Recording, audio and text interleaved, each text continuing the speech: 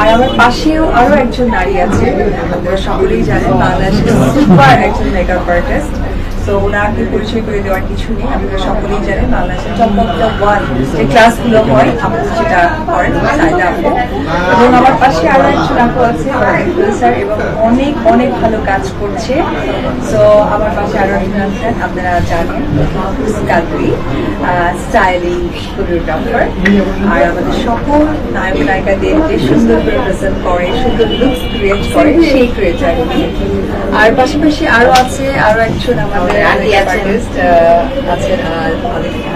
তো সবকিছু মিলে খুব সুন্দর একটি দিন আজকে একটা শুভ যাত্রা হতে যাচ্ছে সেন্টেন্স বিউটি লাউঞ্জে। আমি চাইবো আপনারা সকলেই মিলে, আমার পক্ষ দর্শক যারা আছে তারা সকলেই দোয়া করবেন যে একটি নারী এগিয়ে যাচ্ছে তার বিজনেস দিয়ে, যাতে এই বিজনেস অনেক দূর এগিয়ে নিয়ে যেতে পারে। এবং সেই উপস্থিতিতে আমি ছিলাম।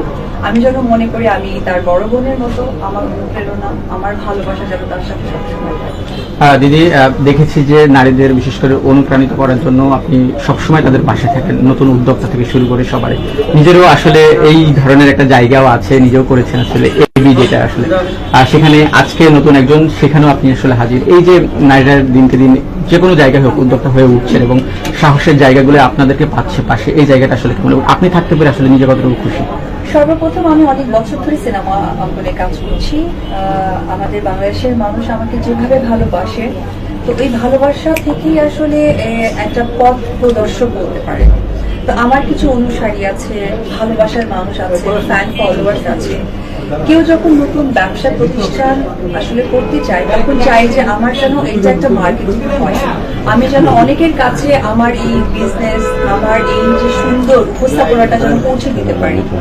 সেই পৌঁছানোর সাথে কিন্তু আমাদের কি হয় যে একজন যে মানুষকে সকলে পছন্দ করে, যে মানুষের কাজ দেখছে সেই অনেক আগে থেকেই দেখে আসছে, তখন কিন্তু সেই মানুষকেই চায়। যার কারণে অনেক সময় আমাকে অনেকেই হয়তো বা হেট করে হোক বা ভালো লাগা থেকে হোক বলে যে অপু বিশ্বাস পার্লার ওপেনিং বা নারীদের সাথে সবসময় থাকে।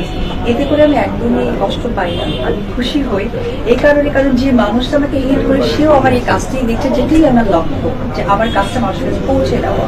তো আজকে এই পার্লার এত সুন্দর একটা উদ্যোগের সাথে যুক্ত করতে পেরেছে এবং আমাকে ডেকেছে। দিদি, একটু যেটা হচ্ছে সিনেমা এখন খুব কম করা হচ্ছে, যদিও করা হচ্ছে বেছে বেছে।